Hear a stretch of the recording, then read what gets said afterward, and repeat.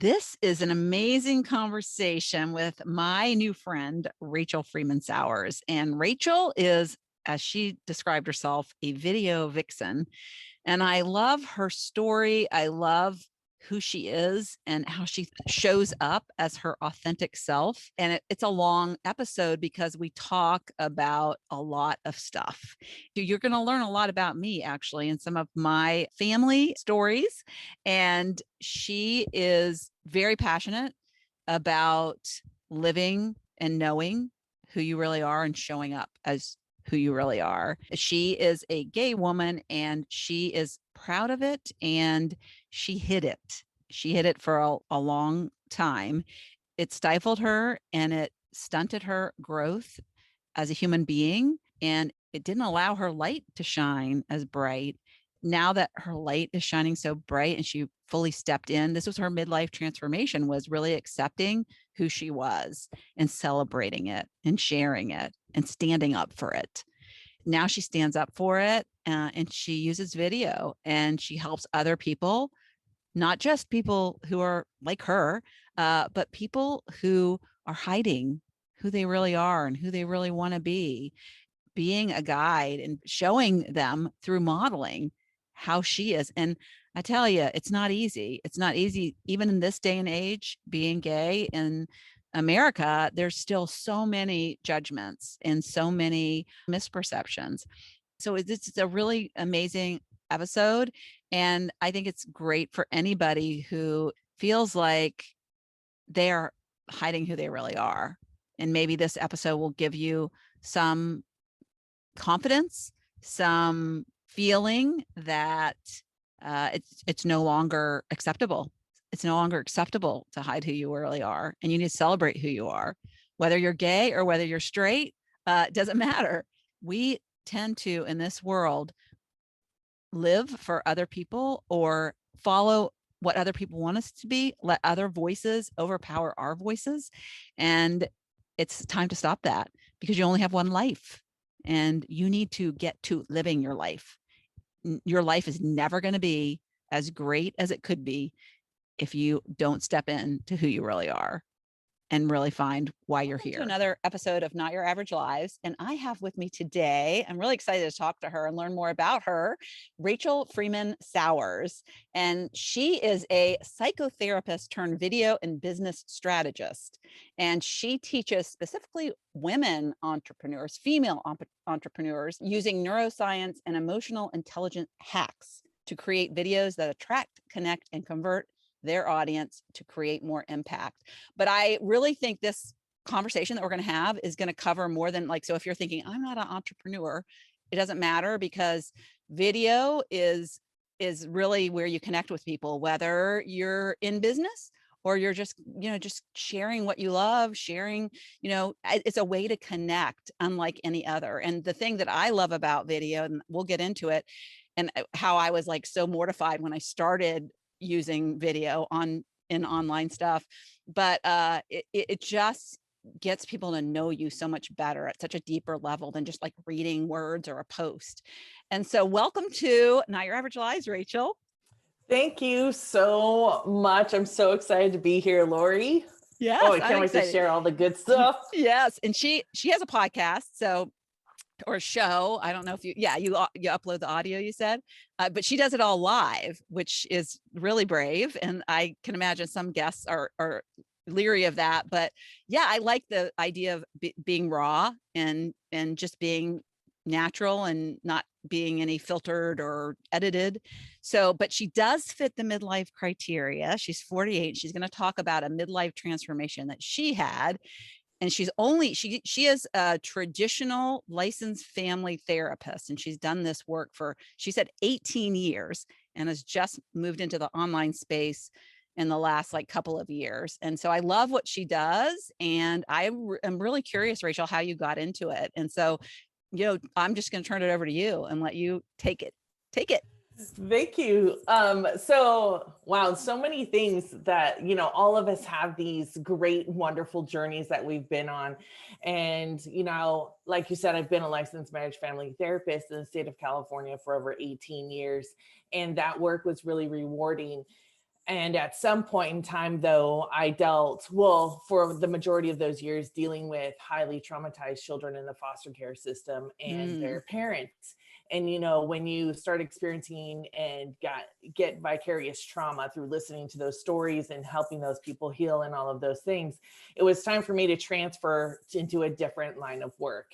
And so really what was calling to me then is always being an advocate, obviously from that kind of work, but now I wanted to advocate for female professionals and entrepreneurs who really felt like they couldn't be themselves in this world, right? And maybe held back by cultural things or held back by good old boys clubs. Sometimes that happens. Well, a lot of times that happens in our town specifically. So I Or can those only speak. stories that are playing in their head that Yep. whatever they And are. Yeah. yeah, so I actually went out in private practice on my own, probably about 6 years ago, and was super successful at that, working with females and empowering them. And then in 2019, I decided to take that business to be totally online and turn it over into more of a consulting business and really honing into female entrepreneurs. So do you And feel yeah. like you've always had this entrepreneurial like streak in you, Oh, or like, because some people like started at a very young age and some people like, so I feel like I was, but I just didn't do it much. Like I tried to sell bibs when I was like in my early 20s, but I wasn't one of those five. And I had a lemonade stand because who doesn't have a lemonade stand? But I never really, I mean, I've met people who like from a very young age were like going door to door trying to sell whatever mhm. and making bikes like this Jonathan Fields. I don't know. I follow him, his podcast, but he made Franken bikes. He would put all these Mm, bikes together and then sell them on eBay or something. I don't know amazing. where, but before eBay, you know, just in his neighborhood. So yeah. So what did you do that, you know, what were early indicators that you kind of had this drive maybe that was different? Well, the drive, to be frank, was poverty. So Mm, when I was going to school, we didn't have a lot of money. And one summer, my mom and dad told me, like, I'm not going to be able, we're not going to be able to buy you school clothes. So if you want school clothes for the next year, you're going to have to earn the money. So my mom says, I'll help you set up this business. So get ready for it. We set up Clown Around Town. And what I did was I practiced making balloon animals because, you know, the startup was very small. My mom sewed this clown costume. I had this wig. We went to the humor shop that's no longer around here, but you know, we went to the humor shop and bought the makeup, and I would make balloon animals and I would deliver flowers and stuff to the hospital. And literally that summer I made over $600 that's for awesome. myself. So that was, I think I think poverty can be a really huge driver for creativity and resourcefulness. Yes. How So old that were was you my then? first business. How old were you then? I believe I was in sixth or seventh grade. Mm-hmm. Yeah. So fairly young. Yeah. And I bet your mom learned something from that too. Yeah. And my mom has always been resourceful and always been creative in honestly finding money where there was none.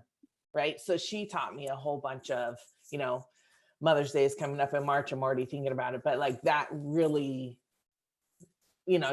spurred me on into how I can really create my reality. Yeah. So what did you go into a particular profession? Like, did you go to the traditional like school route and you go to college, or did you just go to work? What happened early on? And then I don't know when you got into being a therapist, but clearly it was like 30-ish. So you did something before that. Yeah, so I did go to school route because my parents, were from kind of baby boomer generation. You know, you go to school, you make a living, you take that job, you work for forever, and then you retire, right?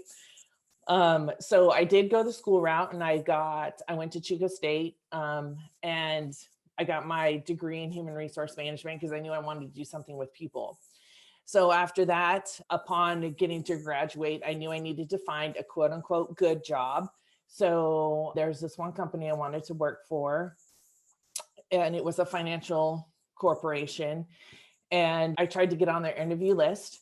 And what had happened was they didn't have any spots. So I sat in the career center all day waiting for a no show.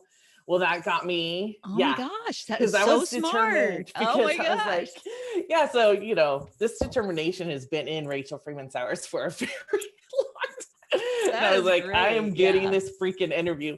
So I couldn't get a regular interview because they all showed up, but I got a phone interview. From that phone interview, I got a regular interview. I filled out the, you go through the testing. So I sat there, I got an interview, I got the job, and then worked as a management trainee there, got to go all over. And there are some things that had happened that weren't making sense to me. That if you want people to do these things, it would make common sense to do these other things. And eventually what had happened was I just got let go because I was too sensitive. And those were the exact words my boss used.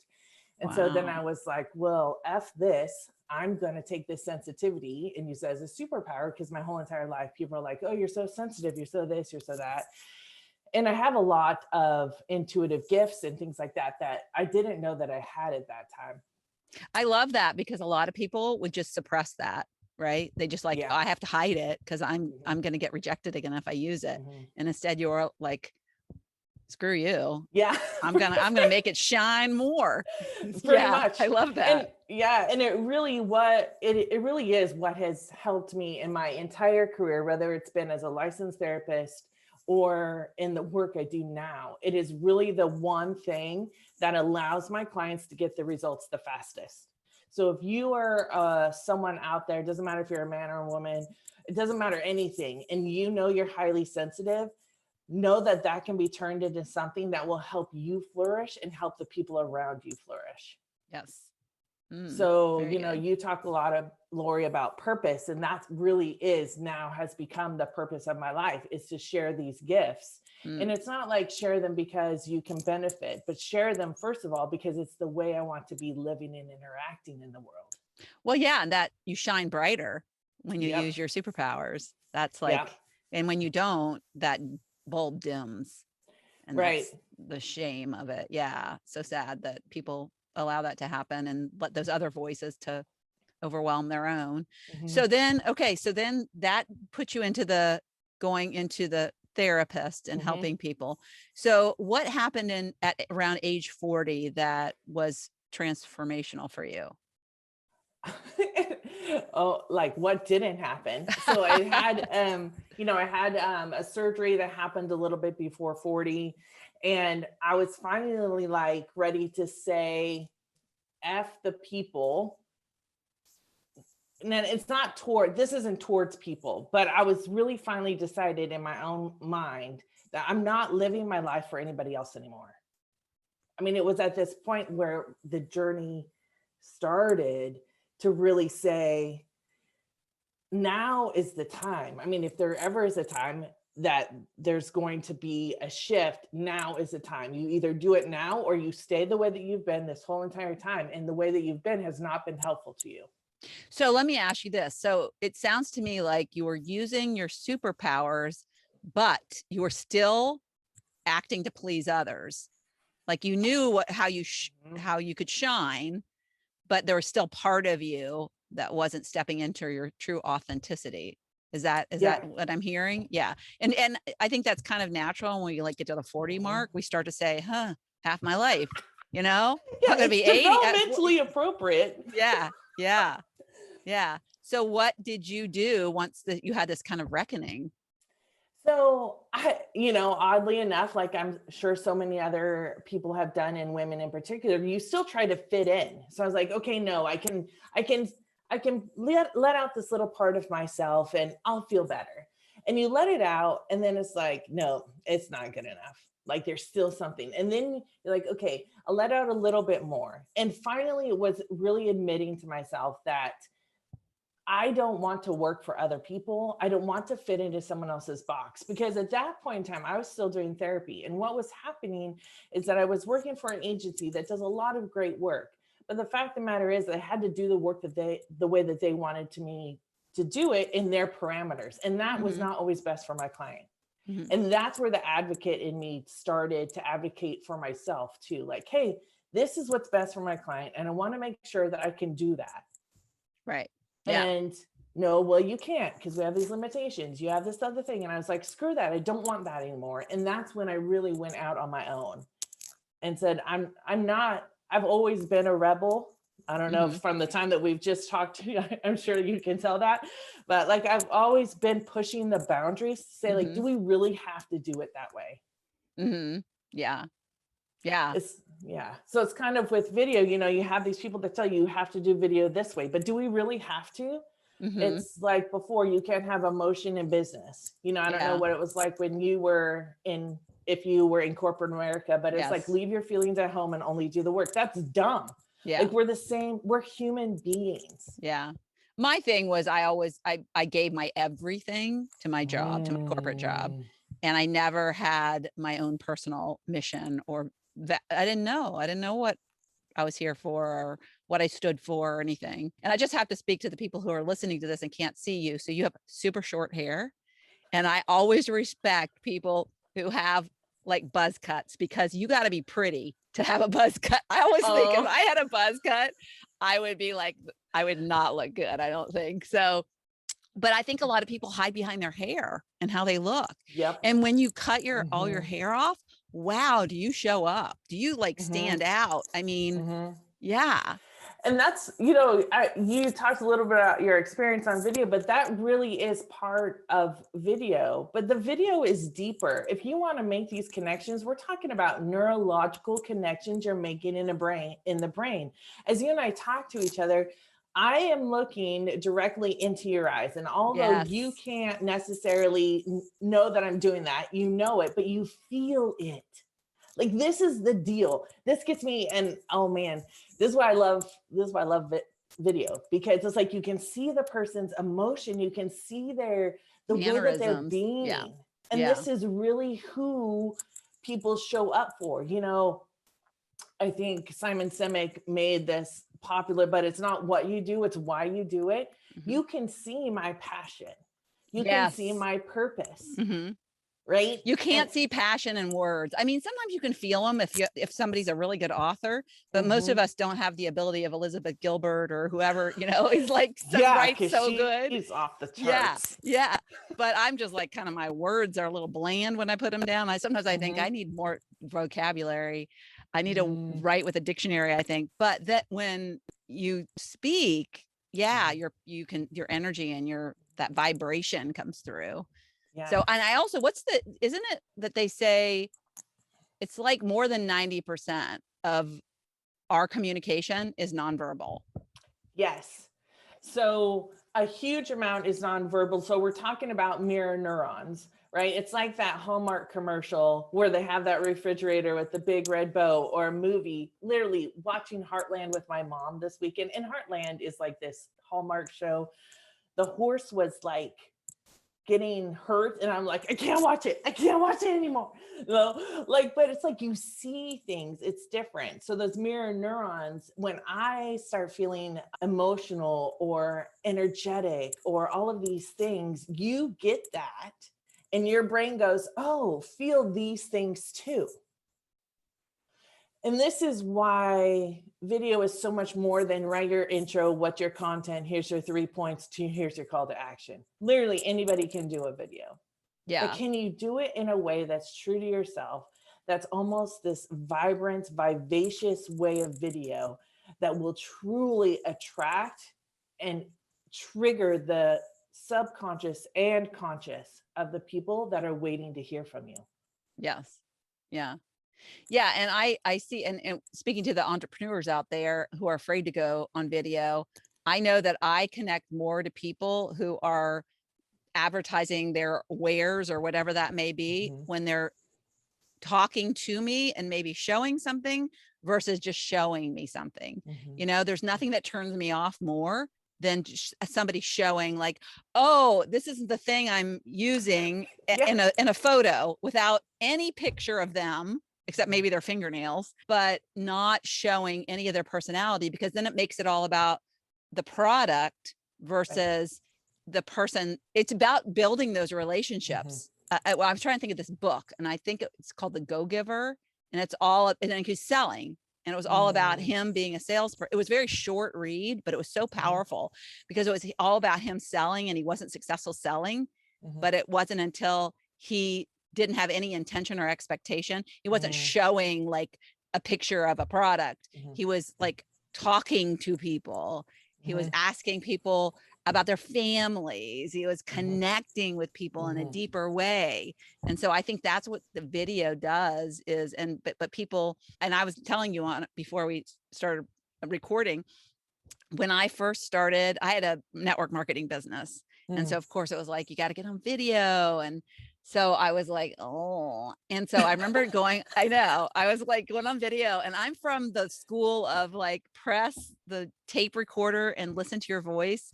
And hearing my voice and being like, I'm never going to listen to my voice again. So I had these stories in my head about how horrible my voice was. And it did not sound like me. I don't know what it is that our voices don't sound, because like when we talk and then we listen to our voice, there's such a disconnect. But it's so funny because it was almost like I pulled the Band-Aid and I just said, this is what I need to do. So this is what I'm going to do. And it was very, very quickly when I adapted, and I was just like, oh, this isn't so hard. This is easy. And then my voice, like now when I listen to my voice, it sounds exactly like my voice. And so it's just the weirdest thing. I don't know if you've studied like the neuroscience behind your listening to your voice and if that stops people from getting on video. Well, this is where like the therapeutic and the PhD kind of education pieces really come into the work I do with my clients, which makes it foundational shifting things, and not just like get on video because you have to. We perceive ourselves and we don't really know ourselves. So a lot of people that hear their voice for the first time, they're like, oh, like, I hope I never did, because we've spent our whole entire lives thinking that we enjoy other people's voices more than ours. And I believe this is culturally with women too, in my particular generation. And I don't know, maybe a little bit on both sides, but you're here to help other people. Your mission, your purpose is to do these things for all these other people. And the more you sacrifice yourself, the more worthy you are. So we don't get to know ourselves. And in the process of doing and working with me, women get to know themselves and love every part of themselves. If you're a younger female entrepreneur listening to this, or a younger woman, there will be things coming up in your life that you will not like about yourself. And at first you'll be like, ugh, but you have to, well, you don't have to do anything. Let me just pull that back right there. If you want to flourish the way that you want to, you have to discover something deeper. And that's what you and I were talking about before. Like, we talk about purpose. And I think what you said was really spot on. I teach the women I work with, when you eliminate the need for an external stimulant to make you feel the way that you want to feel, all of the feelings can be generated from within. Now we're talking about neurological wiring being shifted, because it doesn't matter what other people are doing, thinking, or saying. And it's not in a selfish way.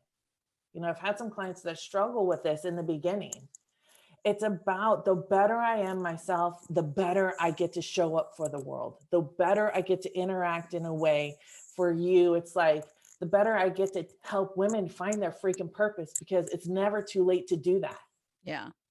It isn't.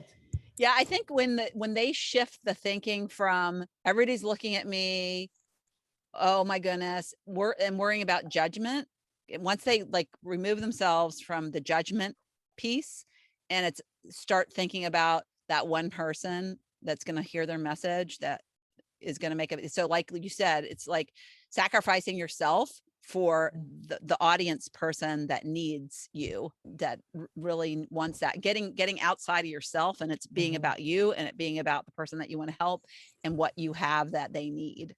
And I think that shift helps a lot too. Well, and our brain doesn't know how to handle rejection. So it knows how to handle fear, it knows how to handle anger. It goes into these coping skills, right? And just so to give a little deeper, when we get into like when women have issues being on camera, whether it's live or recorded, it doesn't matter, right? All of the fear and rejection or nervousness or whatever they have felt ever before in their lives, their somatic body doesn't ever forget any of that stuff. So what actually happens is you begin to then, your body releases the same hormones because it's saying danger, danger, Will Robinson. Oh crap, I just dated myself. Just anyway, danger, danger. You're back here. And what we have to do is rewire that. So yesterday I was also speaking to another woman, and it really is about, it's not just do it anyway. It's about saying, hi, thank you very much for helping me notice that those are things that still may need to be healed, or I can move through them, right? I'm not just going to overcome it with another skill. Like, oh, I'm not going to just learn something. I'm going to learn something about myself. And it's changing that perspective of what if, you know, this happens? What if I go on and no one's listening? Well, I've done that several times. And I can guarantee you that I can talk to myself all day long because I have practiced talking to myself, looking within myself, looking at my face. Those are the things that really help you keep showing up. And you're not showing up to sacrifice yourself for someone else. You're showing up for yourself so that you can then say, what if someone is listening? Mm-hmm. What if that one person, I had a messenger message, and this happens to me all the time because videos are living, breathing things for me. And I had this messenger message, and it was from, and said, I know that you mainly work with female entrepreneurs, and this was a male.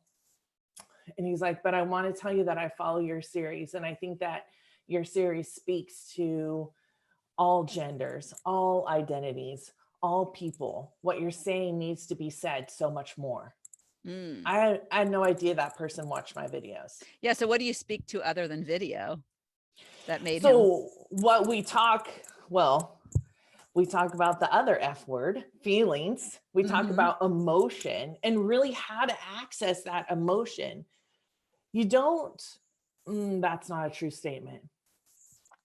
What I found for me is that when I can connect with someone on a deeper level, it's what really creates these foundational shifts. So you don't keep having that same mistake. You don't keep reliving the same pattern as what you've done, because that's what has kept you safe. So working through some of those feelings and those emotions with someone like myself who can do that as you're learning video, it becomes a deeper process. It becomes where you take. So it sounds like you help people overcome their fears of using video, but you use video as to kind of coach. You use video to kind of share your truth. Yep. Yeah. And yeah, 100%. Okay. It's my thing. And throughout these last, I would say 8 years, 6 to 8 years, it's really been about allowing myself to show up. There will be different phases in your life. I'm sure, that you've experienced them where, you're taking it to the next level and that next level. So for people or women who use video, but maybe they're not getting the results. It's not always about your audience, the reason you're not getting results. And it's not always about the words, but how are you coming into the video? Yeah. Yeah. And hiding your authenticity is a big one, right? It's not showing up as the real you, because the energy you're putting out isn't really the deepest, most authentic and positive energy. So I'm still wondering, like, what shifted specifically when you were 40? Did you start like going on video more to share your truth? What shifted that makes you say it was transformational? Something changed? Because I think when I think transformational, I think 180. Like, I left my marriage of 25 years when I was 47. So that was huge transformationally. So what so I had a total hip replacement, and wow. After that, well, I've had 2 now. So wow. Were you an athlete? Yes. Yeah. And I had a birth defect. So that I had the first one, and then the second one malfunctioned. So I had to get it. I mean, the first one malfunctioned, so I had to get it redone. So those 2 things were very significant. The first one was I got called back to work. I wasn't ready, and I was highly depressed due to the medication I was on and had suicidal thoughts. Wow. Like, so then the second time it was like, okay, I'm going through this again. It was probably one of the worst surgeries I've ever had in my whole entire life. And I was like, I can't waste my life anymore. Like I'm not going to suffer anymore. So the suffering that kept persisting was the thing that I'm like, I'm not doing this. And right? what was And causing the suffering? I think trying to fit in, trying to work for other people, trying to please other people still, and like, oh, I can find that balance. And it was finally just owning my own way, and being, and really truly saying, you know, I don't want to be any other way. It's not like I have to be this way. No, I want to. And what There's way a is that? shift. What way is that?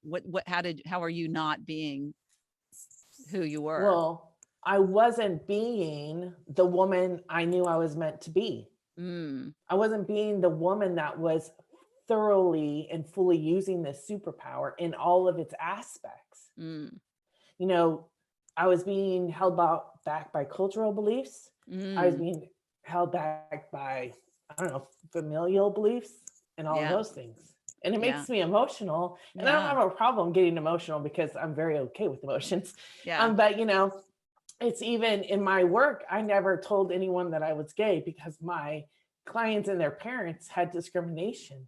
Yeah. So it's like, I couldn't, like, all of it's not usually, sometimes there's like these big movements, but oftentimes it's these little micro traumas that then build up and that really say, I'm done with this. Yeah. And isn't it so sad that people think that they understand when they don't? I mean, it's got to be really frustrating because, you know, I have a niece who is transgender, well, nephew, I should say, you know, it's a he, but she was born a female and changed, but early on, I mean, I say she because that was who she was then, and now a he. But so at first she said she was gay, you know, because I think it was the whole going through the process. And then she was still in college, I think, when she realized that she was in the wrong body. I mean, I think she knew, but the good news about her or him, see that the whole, what's the word when you use the pronoun, the switching of the pronouns is the hardest thing to do. But he had a very supportive family, We were always on his side, and he was very fortunate to find his partner early, have you know, looking at his life, it's a very successful and normal life, but a lot of people don't have that. A lot of people don't have that. And a lot of people, even that he has a supportive family, there are people that just don't understand. They don't get it. Yeah. And that's the hard part, because then you're dealing with people who, I imagine you're afraid to show yourself in your real way because it comes with all this person's filters and changes their perception. And so that's hard.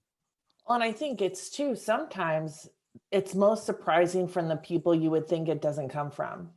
So it really, you know, it is about exposing yourself on a whole different level that culturally is not acceptable. I mean, I am so glad that we've come this far, and I've always worked with LGBTQ individuals, and I still do some of that work now because it is something that is on my heart. So I've helped transgender people transition and all of those kinds of things. And as far as we think that we are, there is still so many things that aren't where they are. Yeah. Right. So we're coming up on the National Transgender Awareness Day. It's coming up. I think it's on the 30th or the 31st. And there's still more suffering that our culture puts on certain individuals. But then we go back and we say, well, you know, I don't get to do this because of this other person. Well, that's not why you don't get to do it, you know, or I don't want to call them they, or I don't want to call them he. I mean, yes, it is a very it's a transition for all the people involved. Yeah. But the fact of the matter is, if you respect yourself, it's my firm belief that if you respect yourself and who you are, you then can automatically respect someone else. Yeah. Because the fact of the matter is I don't want anyone telling me who I have to be, who I should be. I wore dresses more often at one part in my career, and my boss actually said, "You used to dress so nice." You know, that's funny that you should say that, because my nephew, when he graduated from high school and he was still at that point a she, Mhm, he didn't want to wear a dress to his graduation. mhm, But there was a rule at the school that all girls had to wear dresses and mhm, all boys had to wear pants. And it wasn't even like, boys have to wear pants, but it was girls have to wear dresses, mhm. right? And my sister, and give her a lot of credit, went to the Washington Post and said, Yep. this isn't right. My child should be able to dress the way she wants to Mhm, dress. mhm, And it was put in the paper. I think it was the front page of the Metro section. It wasn't the front page of the paper, but it was mhm. very, and they changed the rule. They changed the rule. And he was not the only person, I like to say he, because that's who he is now, but Yeah. was not the only person that wore a dress. So he paved the way for somebody else as well, Mhm, who wore pants. He was mhm, not the only female who wore pants. And I think that is a mother standing up for her child. mhm, Hooray. And that is like facing an institution, institution, like what mhm. does it matter? Like that was kind of crazy. Really? Yeah. Yeah. And so that was kind of the first, yeah, I remember I saw it, and she hadn't come out as gay yet, but I Mhm, kind of thought, there was like, I my intuition was telling me.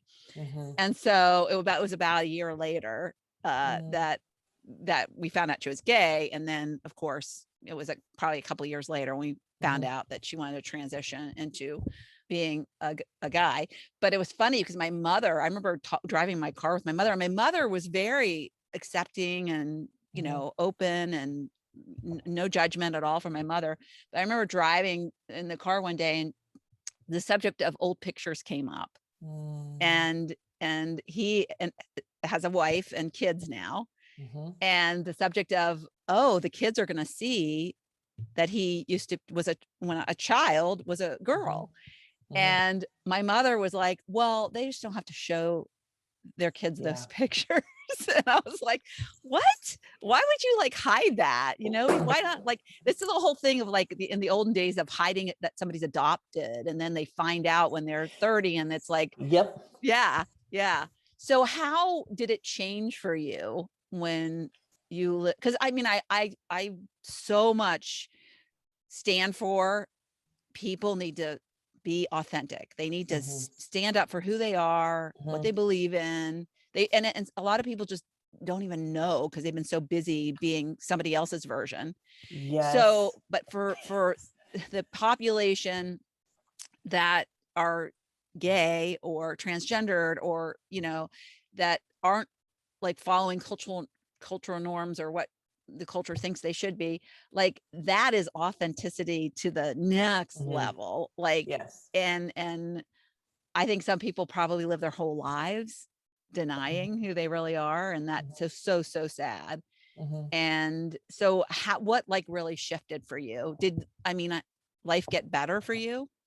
So I think I shifted life. Well, my life got better. Mm. I don't know if other people's lives around me got better, but it's not my concern, No, you just like your right? life. So Yeah. my life got better in the way that I was really able, and this is what has caused me my whole entire career to help, especially these LGBTQ people and female entrepreneurs really not have to have that external stimulant, right? Because Yeah. we're looking for affirmation, but the affirmation has to come from within. Because if that person, for whatever reason, isn't there, how are you going to generate that feeling within yourself? So that is really the craft, the thing that I started crafting, that it didn't matter. Like, I've had haters on live videos with me. Mhm. I've had it all. So I don't know if it was easier, but my life was better because Mhm. now I just show up as myself. If you don't like watching me on video, then don't watch me. It's totally fine. Yeah. And haters at a whole different level, right? I Yes, mean, a it's, whole different level. And yeah. it's so funny because most of the haters were religious people Mm-hmm.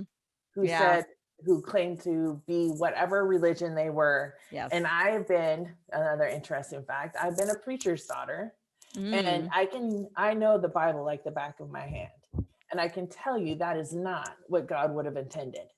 right. I Yes. can tell you that that is not walking in his footsteps. I so So agree. I think Yeah. you become this advocate Mm-hmm. for yourself, which then allows others to become the advocate for themselves. So Yeah. really that's where I come from when I talk about, I seriously live my life for me. Mm-hmm. I don't live it for my child. I don't live it for my wife. I don't live it for my relatives. I live it for me. So before this big shift, Mhm. did your family know you were gay? So So was, they did know, but I grew up in the church. mm-hmm. Everything was supposed to be, had to wear dress down below your knees, nylons every day, all of those. And that is not, just to clarify for the audience, that is not what caused me to be gay. Just FYI, not what caused it. Right. However, that did start telling me that this doesn't make sense, that because I'm a girl, I have to do this. And you're a boy and you can do that, or you're a man. Like, it's the equality that has always been within me. It's the advocacy. So I started rebelling quite early. And so, that has just led to this constant, I used to have to fight for myself. Mm. I Do you don't have fight anymore. siblings?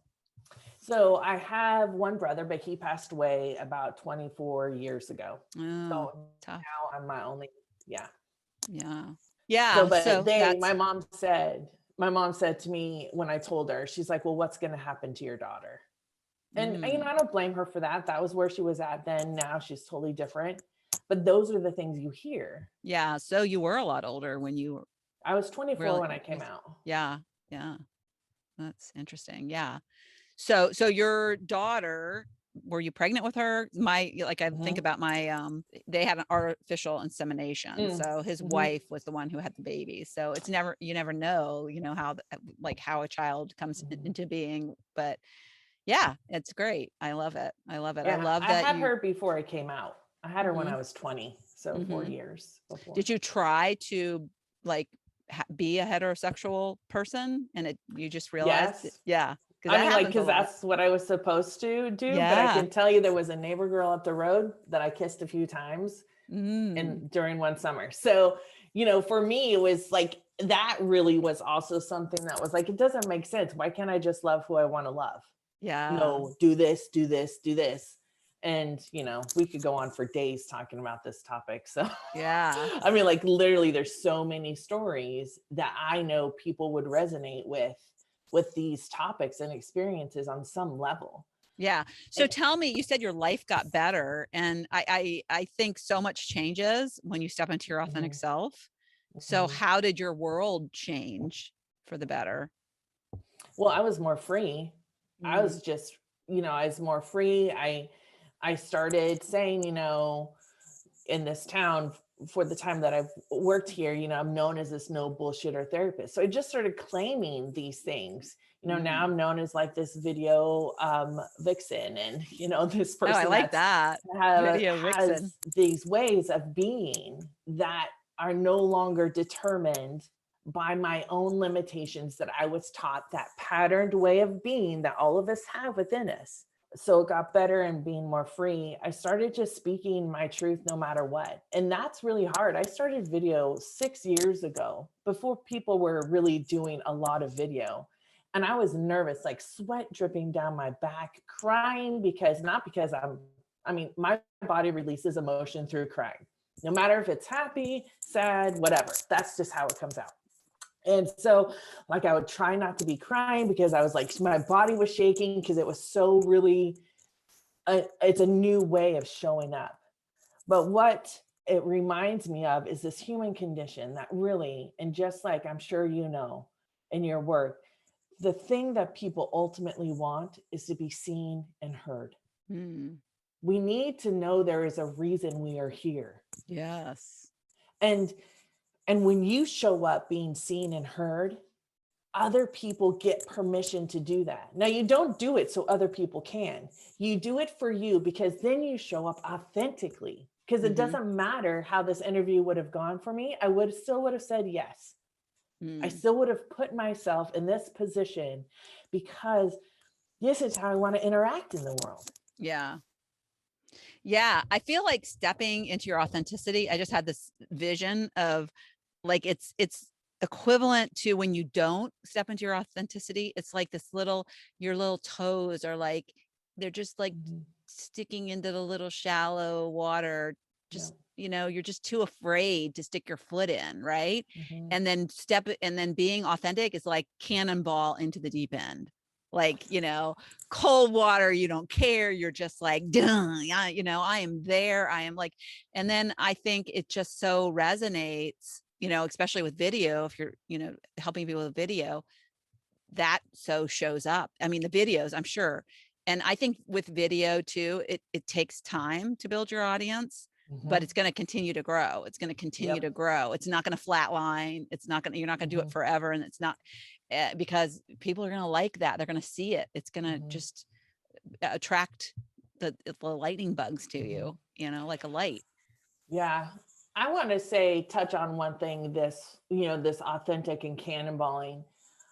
I'm going to tell the people out there, and I'm going to tell them, because if you want to make it the easiest on you, if you want to make it a smooth transition, if you want to do this, the number one thing is to be supported.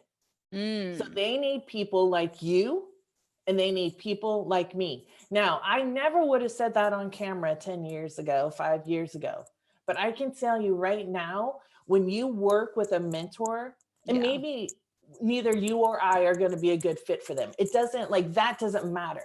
But what you need to do is find someone that understands this deeper way of being.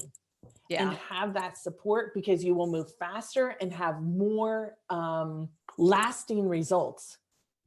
Yeah. And I think people, especially at midlife, if they're still not showing up authentically, then they need somebody that believes in them more than they believe in themselves. And when you find somebody that believes in you, then it's like, okay, it's like you get permission to be authentic. I think that makes a big difference. I felt like as a, business person, when I got somebody as a coach who believed in me and told me I couldn't fail if I, just really let it go, who I was, what I stood for, really got clear on what I wanted to do in life. And that freed me. That freed me. And made me really, really strong. And the more aligned I get with that authentic self, the more powerful I feel. Yeah. It's the golden ticket. Yeah. I'm getting older, but I feel stronger, like getting stronger. People are like, I would go back. I was like, oh, hell no. I'm not going back my life now. Are you kidding me? No way would I ever go back. Yeah. And because and you were born to be the Rachel you are now, right? Yep. Yeah. So glad Absolutely. So glad you celebrate that and you did that. And I hope you're supported. I just really support loving who you want to love. Like, why can't we love who we want to love? It's just it's crazy to think that you can't, no matter how. I don't feel like it's conservative versus liberal, because I feel like that's just like humanness. That's just humanness. And I tend to have more conservative views about most things, but there's so much that I'm liberal about. If you want to like look at it, the two sides, I think fiscally, I think more like conservatively, but like when it comes to social issues and stuff, I feel like, gosh, we should have equal rights. We should have like be able to love who we love, want to love, and be free to do that. And, we're all essentially good inside, and that why shouldn't everybody have that opportunity? And it makes sense though. Our culture is built on dichotomy. Like it's either black and right or wrong. But I'm here to say there's a place to play. Yeah. Because when you are that way, it is mostly driven by fear and scarcity. Yeah. And when you are able to play in the gray, oh, that was a good saying. Never thought I'd say that before. Yeah. But when you're able to play in this gray area, it's all about knowing yourself. If you want to, like you're saying, why can't we love who we love? Well, that's because you want to be able to love who you love. It starts within us. Yeah. So if someone out there is afraid of something, I mean, I've helped thousands of people change their lives, heal from significant trauma. And there are still people that would say that I don't get to be married to my wife. When I have helped make this world a better place. Now, if you look at it like that, it's not because I haven't done what I was supposed to do or I haven't helped people. It's because that person is afraid it will mean something or affect them in a way. And that is fear and scarcity. When people, I think fear comes in when you have a lack of understanding, right? Yeah. Well, and don't trust yourself. Mm. If I don't trust myself and my decisions, then I can feel like, well, I don't know if that's right. No, how is my heart in this space? Mm-hmm. Yeah. How am I wanting to interact in the world? How do I want to show up? Yeah. Yeah, I love that.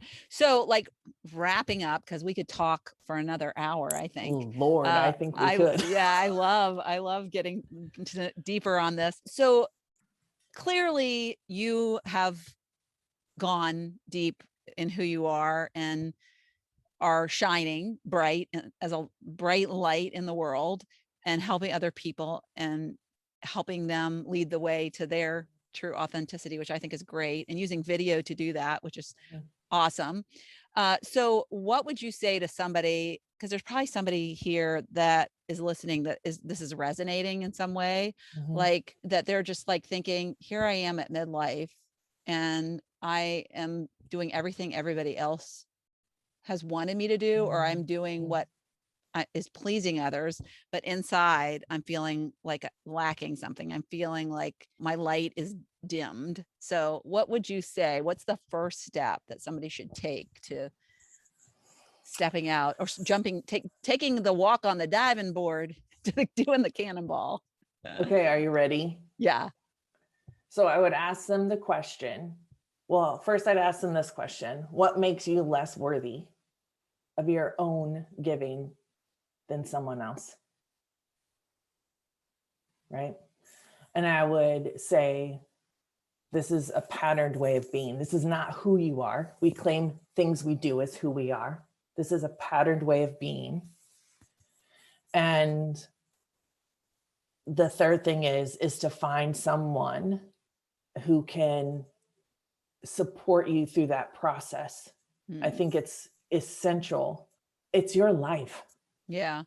Yeah. And something just came to me that I think also needs to be said is, what do you say to the person who is actually stifling the person who wants to be who they really want to be? Because I imagine we have some people that have somebody in their life that they think should be a certain way. And, you spoke of the people that sometimes use religion. Like, so what would you say to them to just kind of let that person be who they should be? I would say, who are you to judge? I would say, who are you to determine someone else's life? And I would tell the person who has those people in their life to know that you have a limited number of years in this world, and what you want and how you want to live has got to be more important than anything else. Yeah. So powerful. Yeah. So powerful. So let's end on that. Sweaty armpits. See, I told you this is awesome. Good. All right. Well, thanks for coming on, and it was such a delight to talk to you. And I think we'll talk more, I hope. So yeah, thanks. Thank you so much. Thank you so much for tuning into the Not Your Average Lives podcast. If you haven't yet, make sure to subscribe on iTunes if you have an Apple device. You can find free resources and learn what else I have going on at the moment that might interest you on my website at notyouraveragegrandma.com. You can also find me on Instagram or Facebook at Not Your Average Grandma. If you liked this episode, it would make my heart so happy if you could leave me a 5-star rating. You can also add a review to let me know what you like about this podcast, which will help spread the word about it to others who need a little midlife inspiration. As always, be you, listen to your inner voice, and focus on reigniting that lost spark so you can start living your own, not your average life.